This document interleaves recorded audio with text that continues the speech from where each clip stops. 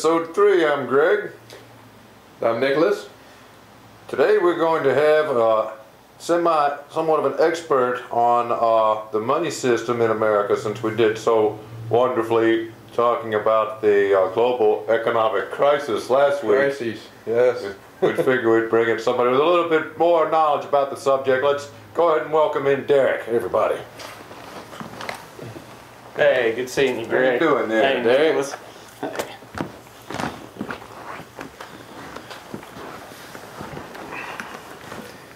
All right, so I think we were going to talk about the banking holiday. Sounds nice, you know, sounds like a Saturday. You know, bankers' hours, they're off on Wednesday, the old days, and things like that.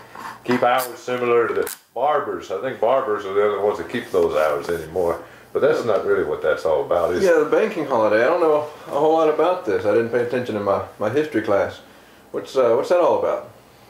Well, in 1933, shortly after F.D.R. was inaugurated, they pulled this thing called the banking holiday of 1933, where they closed the banks down for 3 days and went around and stole everybody's gold out of the banks and basically outlawed ownership of gold, and it was that way to pretty much the 60s.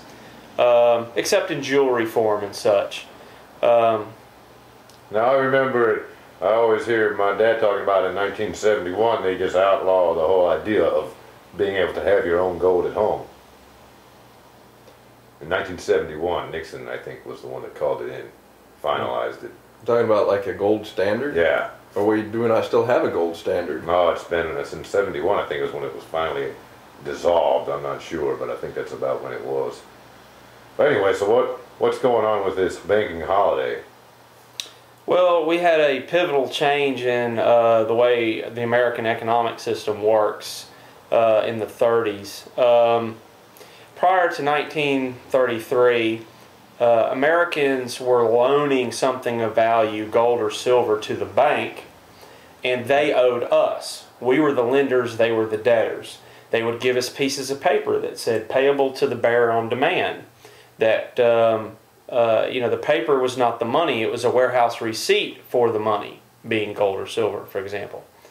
After 1933, they started basically, they would just create money out of nothing, this Federal Reserve, which is a private corporation, and they would loan it to us at face value plus interest, and through compound lending, they've mortgaged every man, woman, and child in the country for nothing.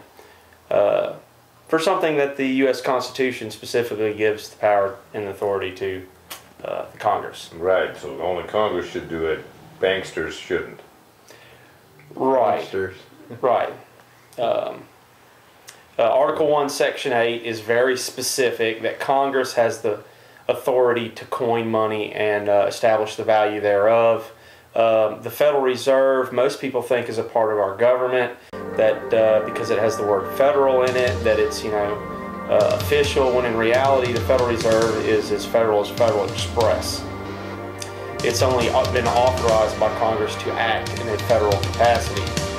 Well, let's take a quick break and we'll get back into more on how the Federal Reserve is involved with this, and we'll get deeper into that, I guess. Why has Ron Paul received more donations from military servicemen and women than any other presidential candidate? I served 4 tours of duty in Vietnam as a U.S. Army sniper, and I was wounded 11 times in action. If it weren't for Congressman Ron Paul, I wouldn't be alive today. Ron Paul helped me receive the medical care I needed. He helped me get the medals I earned but never received. Ron Paul is a veteran who cares about people like me. He's good for America.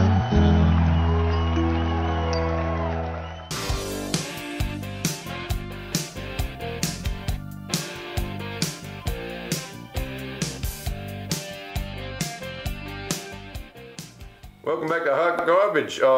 Speaking of Ron Paul, in that last commercial we had, he's one of the guys that doesn't like the Federal Reserve, from what I remember.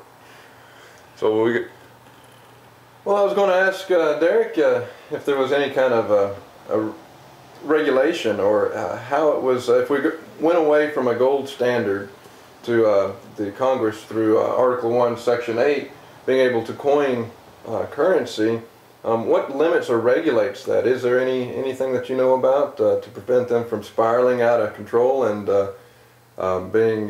making money absolutely worthless by making too much of it? No, really, there's no oversight whatsoever.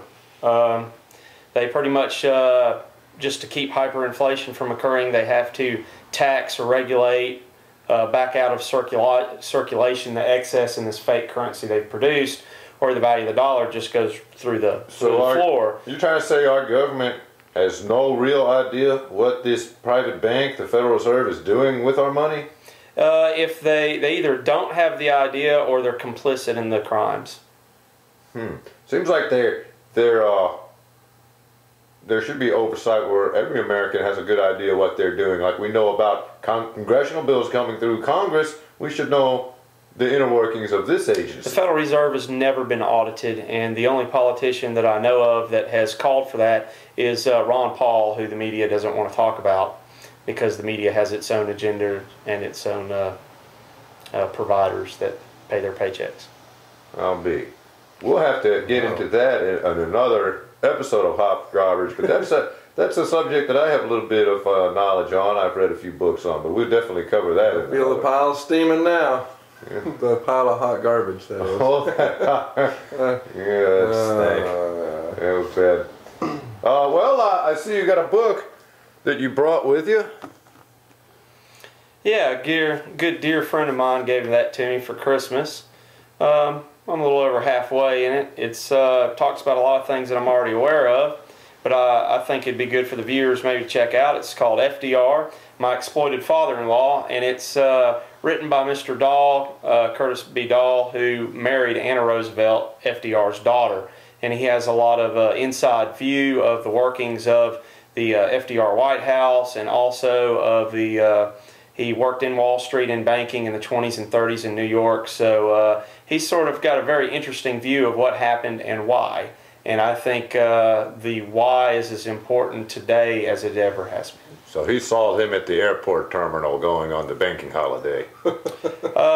He would eat with the Roosevelts on a regular basis, you know, at their house, even before he was FDR was elected and moved in the White House. All right, well, y'all check out that book, and we'll be back next week with another fresh episode of Hot Garbage.